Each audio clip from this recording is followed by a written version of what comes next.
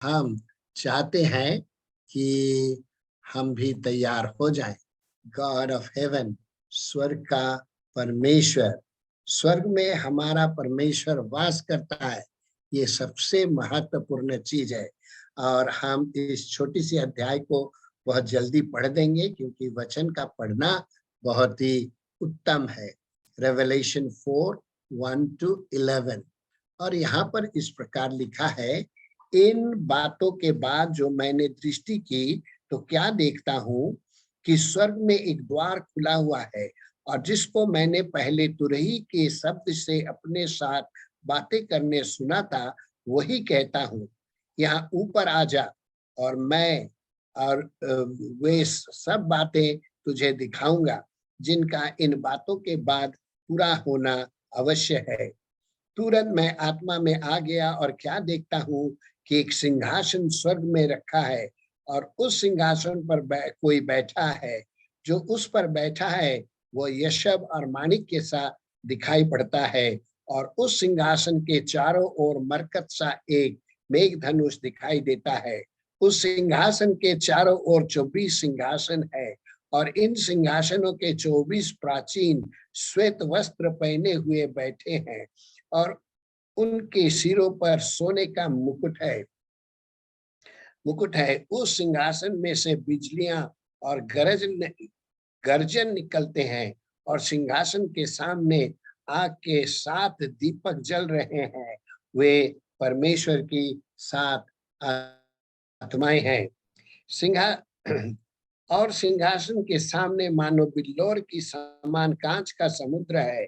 सिंहासन के बीच में और सिंहासन के चारों ओर 4 प्राणी हैं जिनके आगे पीछे आंख ही आंख हैं। पहला प्राणी सिंह के समान और दूसरा प्राणी बछड़े के समान, तीसरा प्राणी मुंह का मनुष्य का सा और चौथा प्राणी उड़ते हुए उकाब के समान है। चारों प्राणियों के 6-6 पंख है और चारों ओर और भीतर आंखें ही आंखें हैं और वे रात दिन बिना विश्राम लिए ये कहते रहते हैं, पवित्र पवित्र पवित्र प्रभु परमेश्वर सर्वशक्तिमान, जो था और जो है और जो आने वाला है। जब वे प्राणी उसकी जो सिंहासन पर बैठा है और जो युगानुयुग जीवता है महिमा और आदर और धन्यवाद करेंगे, तब 24 प्राचीन सिंहासन बैठने वाले के सामने गिर पड़ेंगे और उसे जो युगानुयुग जीवता है प्रणाम करेंगे और वे अपने मुकुट सिंहासन के सामने ये कहते हुए डाल देंगे, हे हमारे प्रभु परमेश्वर, तू ही महिमा का और आदर और सामर्थ के योग्य है, क्योंकि तू ही ने सब वस्तुएं सृजी और वे तेरी इच्छा से ही थी और जो सृजी गई। एक तो प्यारे मित्रों, हम जानते हैं कि ये पुस्तक समझना बहुत ही थोड़ा लोगों को कठिन होता है और इन भेदों को जानना भी बड़ा मुश्किल है, हर एक चीज को। लेकिन मैं बहुत समय लेकर अपने लिए परमेश्वर का इस वचन को सीखना चाहता हूँ, सिखाना चाहता हूँ, अपने देशवासियों को बता देना चाहता हूँ। और मुझे बहुत ही अच्छा लगता है कि जब जवान केवल हमारे देश में नहीं, सिंगापुर में नहीं, नेपाल में नहीं, पाकिस्तान, श्रीलंका और चारों तरफ लोग प्रभु के पास आ रहे हैं और समझ रहे हैं, क्योंकि ये हमारी बुद्धि से और ज्ञान से बाहर है। और इस जवान को देखिए जिसने प्रभु को पाया, और वो और उसका भाई दोनों मिलकर इतना सुंदर गीत को लिख दिया जो आप सुनेंगे। उसका सब टाइटल नीचे लिखा हुआ है।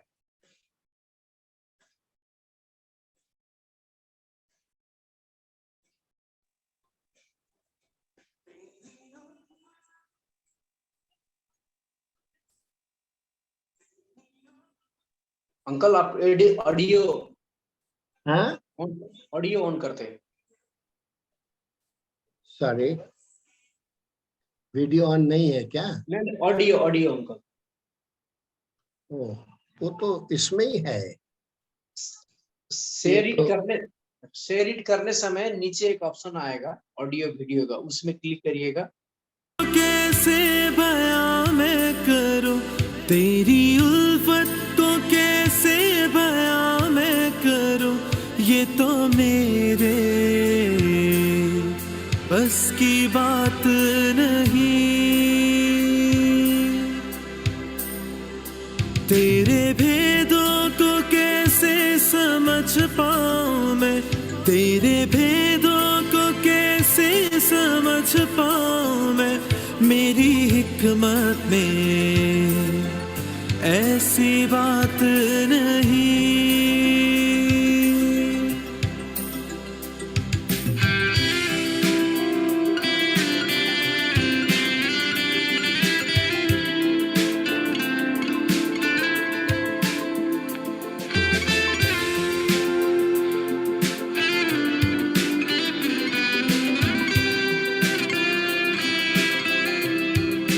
नई सूरत कलाम तेरे ने दी, बोल तेरा कभी बेमानी नहीं।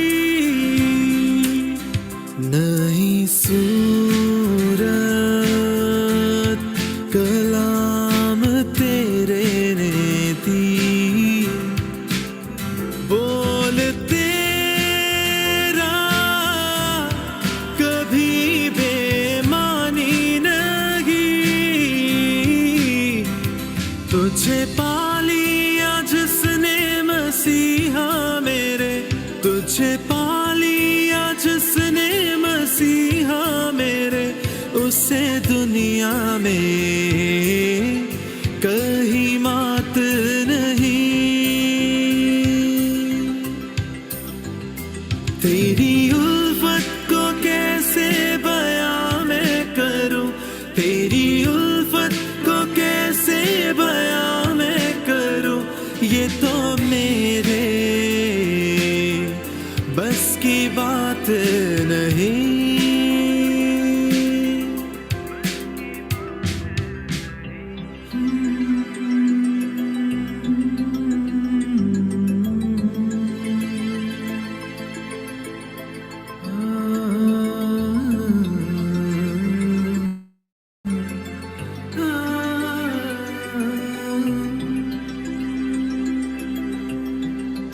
लहू दे के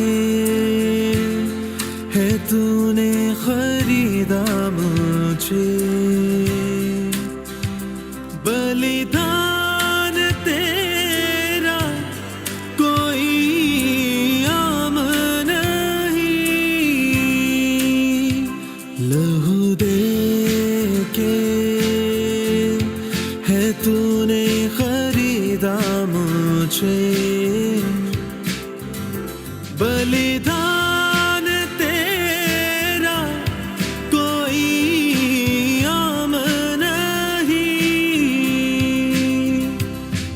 इलाहों का इलाह यीशु मिला, इलाहों का इलाह यीशु मिला, मेरे जीवन में अब मुश्किलात नहीं।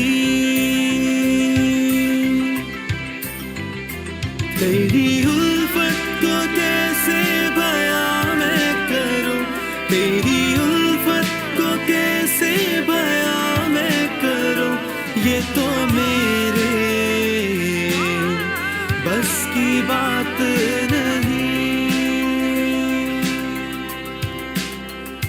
तेरे भेदों को कैसे समझ पाऊं मैं, तेरे भेदों को कैसे समझ पाऊं मैं, मेरी हिकमत में ऐसी बात नहीं।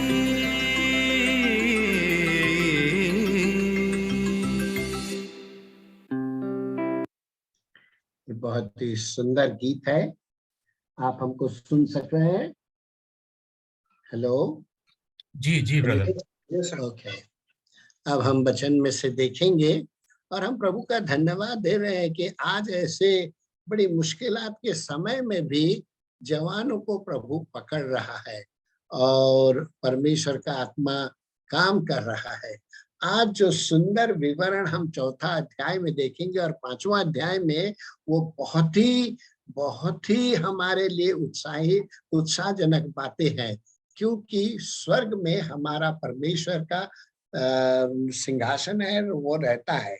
और यूहन्ना को पहले प्रभु ने दर्शन दे दिया, ये पहला 2 पदों में, और फिर उसे कहा परमेश्वर सिंहासन पर विराजमान है, 2 या 3 पद। फिर उसने 24 प्राचीनों को भी देखा, उसने सिंहासन के असाधारण चित्र को देखा, जो हम थोड़ा में वर्णन करेंगे। 5वां, उसने सिंहासन के पास 4 प्राणियों को भी देखा, 6 से 9 पद।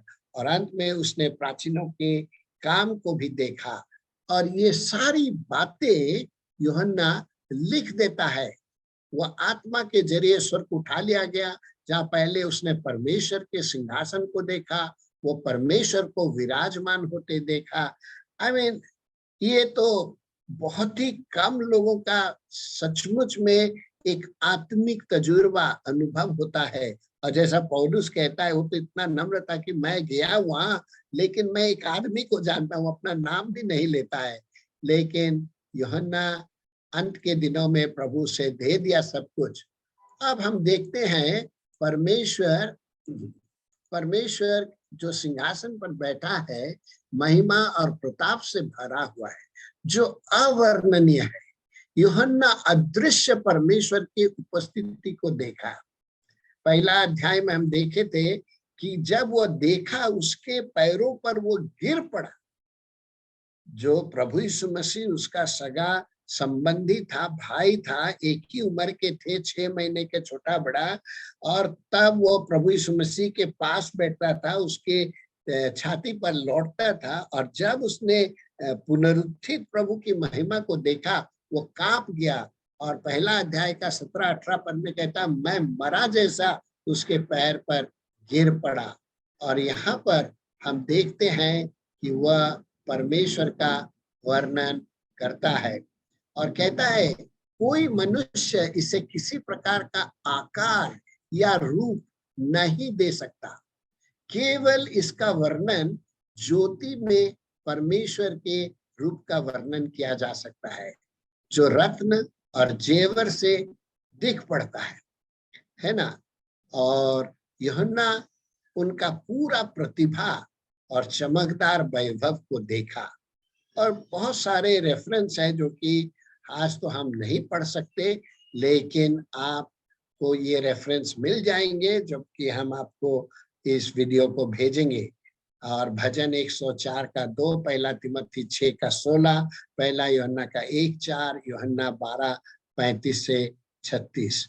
और हम देखते हैं कि यूहन्ना बड़ा ही अद्भुत रीति से वह इस स्वर्ग का वर्णन करता है। सुनने वालों को समझाने के लिए यूहन्ना कीमती पत्थरों का प्रयोग करता है।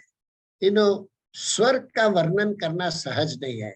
वे सब इस दुनिया में बहुत ही कीमती और चाहने योग्य पत्थर है, इसलिए कि परमेश्वर बहुत ही चाहने योग्य है, क्योंकि उसका प्रताप और महिमा अवर्णनीय है। और इसलिए वो इन कीमती पत्थरों का बहुत ही ज्यादा प्रयोग करता है और समझाने की कोशिश करता है। जो उस सिंहासन पर बैठा है, उसका तेज यशब और मानिक पत्थर सा दिखाई पड़ता है। ये एक चमकता हुआ क्रिस्टल सा है, जिसे रोशनी निखरती है। ये इतना चमकता है कि उससे तीव्र ज्वाला निखर रहा है। इससे परमेश्वर कितना मर्मज्ञ या भेदने वाला, शुद्ध, पवित्र और सिद्ध है, मालूम पड़ता है। Our God is a very precious God। और अब हम देखेंगे उन पत्थरों को जो कि वो वर्णन करता है। सर्दियस पत्थर जो लाल होता है, और ये परमेश्वर के न्याय को समझाता है। और मरकत सा एक मेघ धनुष जो हरा रंग को दिखाता है, यह परमेश्वर का दया को दर्शाता है। जो नई वाचा में परमेश्वर मनुष्य को दिया है। ये प्रतिज्ञा परमेश्वर नूह को भी दिया था जब वह जहाज से निकला था। तो अब हम देखते हैं परमेश्वर का स्वर्गीय सिंहासन सारे उद्धार का दायरा करता है। परमेश्वर अपने सारे शुद्धता और महिमा में परिपूर्ण है, परंतु पापी मनुष्य उस महिमा और परिपक्वता से बहुत नीचे गिर गया है, जो कि रोमियो की पुस्तक 3:23 में पौलुस कहता है। और इसलिए कि परमेश्वर का निर्णय और न्याय सत्य है, पापी मनुष्य परमेश्वर के साथ संगति और वास नहीं कर सकता। परमेश्वर केवल संपूर्ण परिपूर्णता और पवित्र लोगों को ही अपने उपस्थिति में आने दे सकता है। ये बहुत ही ड्रामेटिक स्टेटमेंट है। अब हम देखते हैं कि इसके बावजूद भी परमेश्वर बड़ा दयालु और अत्यंत प्रेमी है। वह मनुष्य से प्रेम करता है, इसलिए परमेश्वर ने अपना इकलौता पुत्र को मनुष्य का पाप का बोझ उठाने भेज दिया। यीशु मसीह वास्तव में मनुष्य का पाप और दोष को अपने ऊपर लेकर उनको परमेश्वर का क्रोध और न्याय से मुक्ति दिलाई। जो विश्वास करे वह नाश ना हो परंतु अनंत जीवन पाए। इसलिए मनुष्य अब अपने पापों से मुक्त हो सकता है। अब परमेश्वर उसे ग्रहण कर सकता है। अगर वो प्रभु यीशु मसीह का बलिदान को स्वीकार करे तब परमेश्वर उस पर दया और अनुग्रह प्रकट करेगा। ये निश्चित रूप से हम और आप थोड़े में अनुभव कर चुके हैं। प्यारे मित्रों, इसलिए ये सब कुछ परमेश्वर के सिंहासन के दायरे में मनुष्य के लिए दे दिया गया है, क्योंकि परमेश्वर इसका उद्धार का योजना पहले से तैयार किया है। परमेश्वर का सिंहासन यह प्रकट करता है कि परमेश्वर शुद्ध, पवित्र और न्यायी है। फिर भी वह प्रेम और धीरज से भरा हुआ है और वह लोगों पर तरस खाता है। हम जान ले कि मनुष्य को इन सब चीजों की सख्त जरूरत है। उसे शुद्धता और पवित्रता का जरूरत है, उसे न्याय का जरूरत है कि पाप और अधार्मिकता पर फतह पा सके। उसे दया और अनुग्रह का आवश्यकता है कि वह शुद्ध और पवित्र बनकर अनंत काल की शुद्धता में वास कर सके। केवल यीशु मसीह ही संपूर्ण शुद्धता और पवित्रता अपने लहू के द्वारा दे सकता है, चाहे लोग माने या ना माने। परंतु पहला यूहन्ना 1:7 यही कहता है, और केवल प्रभु यीशु ही हमें पिता के सामने निर्दोष करके खड़ा कर सकता है। यहूदा की पुस्तक उसका 24 पद। ये सब पद हमारे विश्वास को इतना ठोस और सामर्थ्य देता है कि हम क्या कहें। अब हम थोड़ा और स्वर्ग के विषय में जान लें। प्रकाशित वाक्य में 24 प्राचीन है।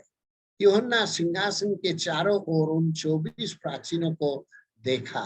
सब कुछ परमेश्वर के सिंहासन के दायरे में मनुष्य के लिए दिया गया, क्योंकि परमेश्वर का उसका उद्धार का योजना पहले से जगत के नींव से पहले तैयार कर दिया था।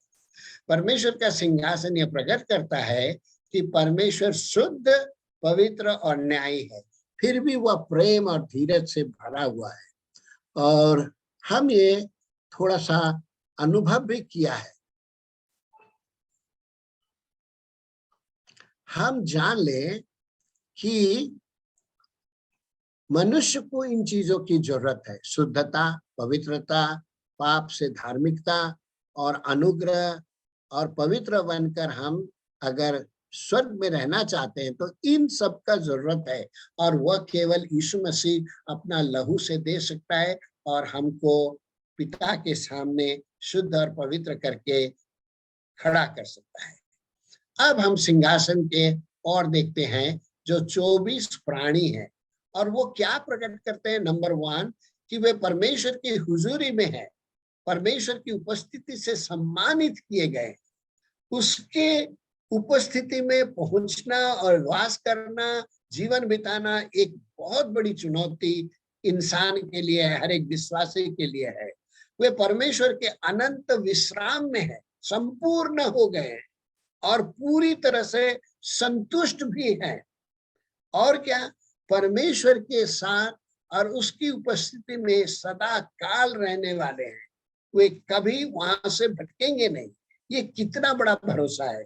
जो प्रभु यीशु मसीह के द्वारा स्वर्ग अनंत काल में पहुंचेंगे, वो और बाहर भीतर नहीं हो सकते, जीवन के उद्धार को खो नहीं सकते। ये इस चीज को प्रकट करता है। वे श्वेत वस्त्र पहने हुए, उसका मतलब है वे भी परमेश्वर और यीशु मसीह के द्वारा पवित्र और शुद्ध किए गए हैं, मसीह यीशु के लहू से धुए गए हैं। उनके सिरों पर सोने का मुकुट है।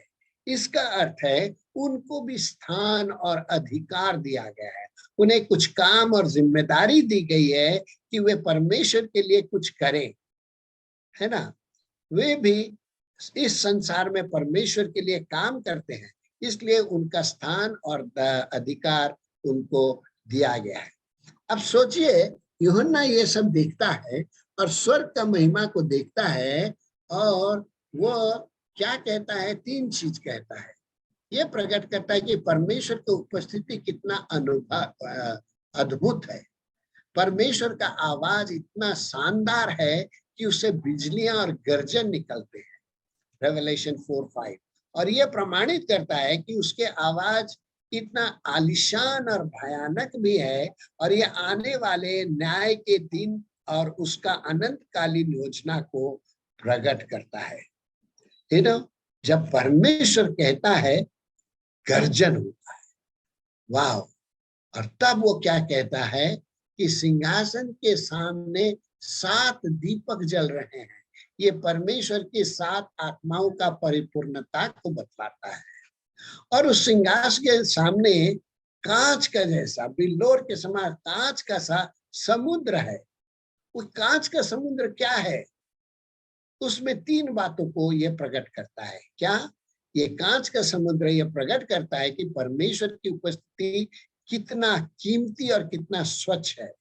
दूसरा, ये कांच का समुद्र यह भी प्रकट करता है कि परमेश्वर साफ साफ उन चीजों को देख सकता है जो उसके सिंहासन के सामने है। ये साफ बतलाता है कि परमेश्वर सर्वज्ञ है। उसका भेदने वाला दृष्टि से हम कुछ छिपा नहीं सकते। ये कांच का समुद्र यह भी जाहिर करता है कि परमेश्वर कितना शुद्ध पवित्र है, और ये दूषित दुनिया उससे बहुत दूर है। it's too far, it cannot reach। और इसलिए जब यूहन्ना देखता है, 4 प्राणियों को देखता है। ये प्राणी कौन है? हम उनके बारे में 3 चीज को देखेंगे। उन प्राणियों का स्थान, वे परमेश्वर के बहुत करीब है। वो स्वर्गीय प्राणी है जो सिंहासन के दोनों ओर ठहराए गए हैं। वे परमेश्वर के सिंहासन के और उसके पवित्र उपस्थिति का संरक्षण करते हैं, संभालते हैं चीजों को। उनका वर्णन क्या है? उनके 6 पंख है, और चारों ओर बाहर भीतर आंखें ही आंख है। उनका काम परमेश्वर के पवित्रता और क्रोध से जुड़ा हुआ है। वे रात दिन विश्राम के लिए बिना ये कहते हैं कि पवित्र पवित्र पवित्र प्रभु परमेश्वर सर्वशक्तिमान, जो था और जो है और जो आने वाला है। मैंने इटर्नल गॉड, जो था, जो है, जो रहेगा सदा काल, वो कभी बदलता नहीं। यीशु मसीह के बारे में ये कहा गया है, परमेश्वर के बारे में ये कहा गया है। और तब ये इन 4 प्राणियों को देखता है। पहला प्राणी सिंह के समान है, जो परमेश्वर के प्रभुत्व को दर्शाता है। The king of the jungle, the lion. और यूहन्ना को कुछ मिला नहीं कि कैसे वो वर्णन करे प्रभु की प्रभुता को, तो उसने क्या किया? इन 4 प्राणियों के द्वारा, इस दुनिया के जंगली जानवरों के द्वारा वो वर्णन करता है। और पहला है जो सिंह है, दूसरा है प्राणी जो बछड़े के समान है, जो परमेश्वर के सामर्थ को बताता है ना। जो बछड़ा होता है, जो बैल होता है, वो बहुत ही ताकतवर होता है और वह उसको बताता है। तीसरा, प्राणी का मुंह मनुष्य का सा है, जो परमेश्वर के बुद्धि और ज्ञान को दर्शाता है। और चौथा, जो उकाब के समान है, जो परमेश्वर का तेज या वेग को दर्शाता है। तो हम और आप थोड़ा सोचे कि प्रभु का प्रभुत्व, उसका सामर्थ, उसका ज्ञान और उसका स्पीड, वेग या उसका काम करने का जो ढंग है, वह धीरे नहीं है। वह जो कुछ करता है अपना संकल्प से, अपना प्रभुत्व से, अपना सामर्थ्य से, अपना बुद्धि से करता है। यहाँ तक कि हम लोग को अपना बुद्धि से सृजा, है ना। और तब वो कहता है कि इन प्राणियों को कितना महान मौका है जो परमेश्वर की उपस्थिति में दिन और रात रहते हैं, उसका महिमा करते हैं। उन्हें वहां से कभी नहीं हटना पड़ेगा। और इनका जैसा और कौन भाग्यशाली हो सकता है, क्वेश्चन मार्क, है ना। जो स्वर्ग में है उनसे बढ़कर भाग्यशाली और कोई हो ही नहीं सकता है। और तब निसंदेह ये इसके लिए सृजे गए हैं। ये लगता है कि वे वही है जिनके बारे में हिजकेल लिखा है कि वह स्वर्गीय किरूब है, हिजकेल 10:4। और वह स्वर्गीय साराप है जिनको यशायाह अपने दर्शन में देखा था, 6:1-3। यूहन्ना कुछ जगत के जानवरों का तुलनात्मक इस्तेमाल किया जिनके गुण इनसे मिलते जुलते हैं। अब वो क्या कहता है, उनका काम क्या है? दिन और रात परमेश्वर का महिमा करना उनका काम है। ये जीवित प्राणी परमेश्वर के बारे में दो महत्वपूर्ण बातों को प्रकट करते हैं। पहले तो वो परमेश्वर की महानता, सामर्थ, बुद्धि और तेज को प्रकट करते हैं। और दूसरा, सारे प्रकृति, पृथ्वी, इंसान और जानवर सब उसका आराधना करते हैं। सारा विश्व उसके सामने खड़े होकर उसका आराधना करते हैं। ये चार प्राणी सब इंसान, जानवर और सारी सृष्टि का प्रतिनिधित्व करते हैं और कहते हैं परमेश्वर पवित्र है, जो था और जो आने वाला है, उसकी सराहना वो करते हैं। अब इन बातों को हम देखते हैं कि बाइबल का परमेश्वर, जिस परमेश्वर को हम और आप मानते हैं, वो कितना शुद्ध है। क्योंकि वचन में लिखा है, पहला पत्रस 1:16 में, पवित्र बनो क्योंकि मैं पवित्र हूं। आज जो एक बात परमेश्वर हमको कहता है कि बिना पवित्रता से हम उसका चेहरा भी नहीं देख सकते, उसकी उपस्थिति में तो जा ही नहीं सकते। हमारे परमेश्वर यहोवा को सराहो, उसके पवित्र पर्वत पर दंडवत करो, क्योंकि हमारा परमेश्वर यहोवा पवित्र है। भजन 99:9 और यशायाह 6:3 में वो सराह पुकार पुकार के कहता है, सेनाओं का यहोवा पवित्र पवित्र पवित्र है, सारी पृथ्वी उसके तेज से भरपूर है। हे प्रभु, कौन तुझसे न डरेगा और तेरे नाम की महिमा न करेगा, क्योंकि केवल तू ही पवित्र है और सारी जातियां आकर तेरे सामने दंडवत करेगी, क्योंकि तेरे न्याय के काम प्रकट हो गए हैं।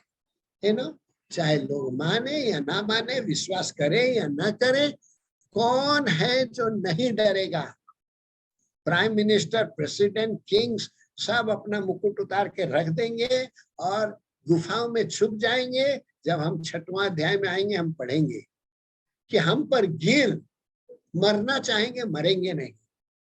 परमेश्वर के तेज के सामने कोई खड़ा नहीं रह सकता। अगर समय होता तो मैं आदि पुस्तक से प्रकाशित पुस्तक तक खोल खोल के एक एक शब्द बता देता। सब गिर गए। पौलुस गिर गया, समसन का फादर गिर गया, यशायाह गिर गया, हिजकेल तो कहता है मैं बार बार गिर पड़ता, मुंह के बल गिर पड़ता। हम तो हिजकेल को बोलते हैं man with a dirty face, क्योंकि वो इतना बार मुंह के बल गिरता है कि उसका सारा मुंह में मिट्टी भर जाता होगा। यूहन्ना कहता है मैं मृतवत गिर गया। दानियल कहता मेरे में और होश नहीं रहा, मैं गिर गया।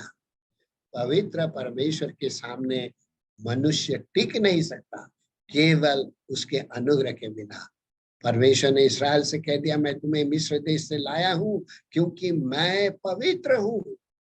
लय व्यवस्था 11:45। इन पदों को मैंने बड़ा स्टडी किया और इसमें बहुत सारी गहरी बातें हैं जो कि हम अभी बोल नहीं सकते। प्यारे मित्रों, आप देखिए वो 24 प्राणी का काम भी बताया गया है, उनका सम्मान और समर्पण का वर्णन किया गया है।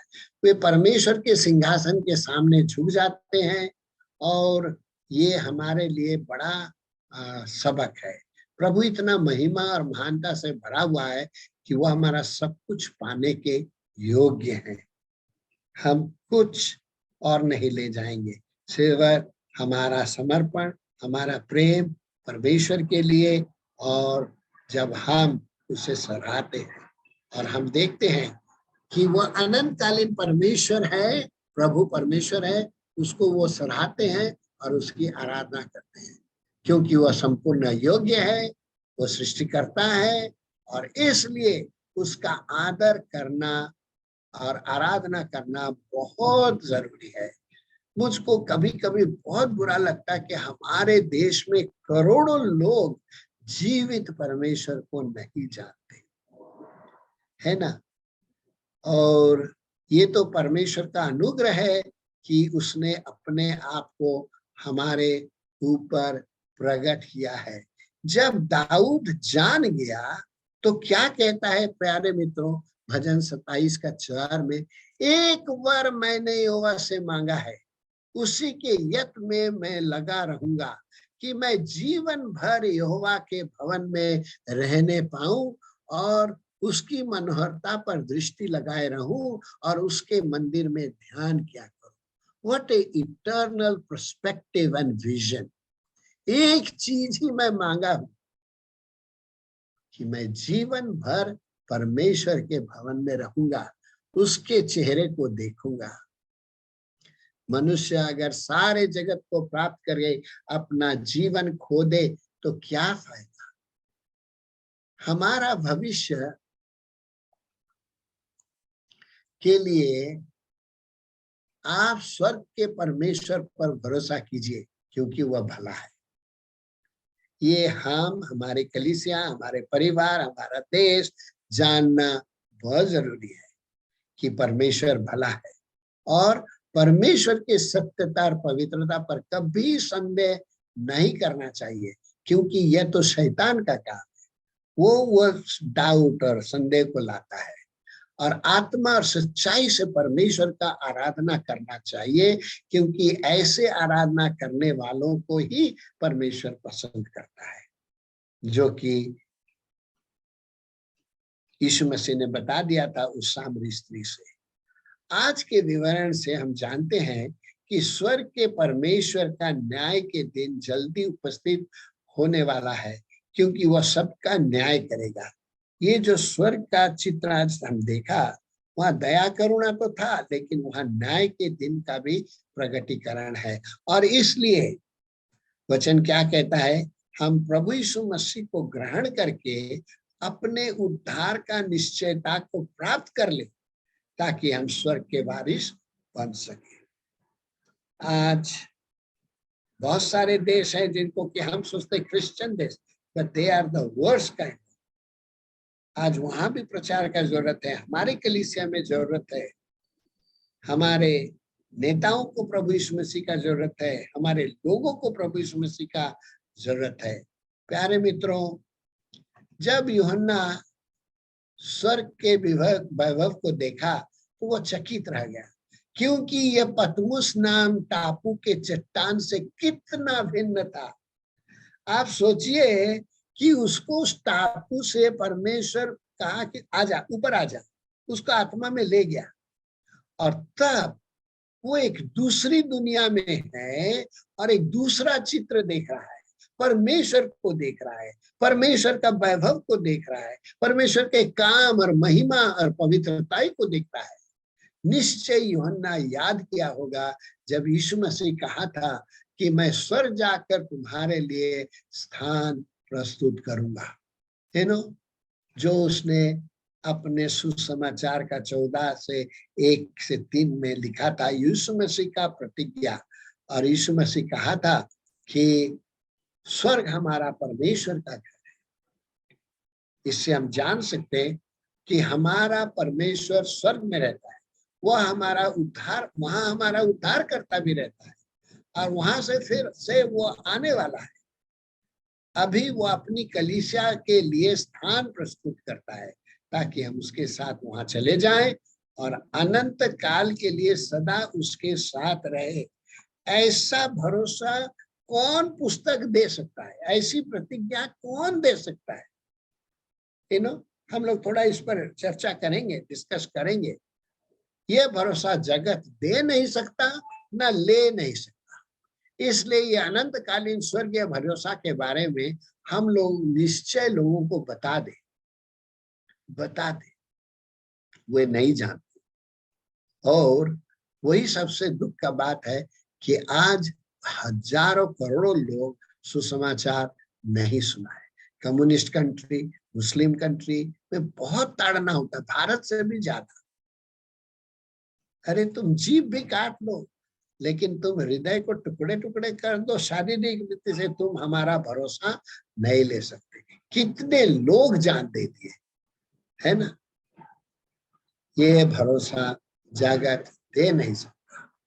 इसलिए स्वर्ग का परमेश्वर हम सबों को बहुत ही आशीष दे, ताकि हम प्रभु यीशु मसीह के लिए जिए, काम करें, उसकी पवित्रता को सहारे और उसके तरीके से हम उसकी आराधना करें। ओके, आज मैं यही खत्म करता हूं, क्योंकि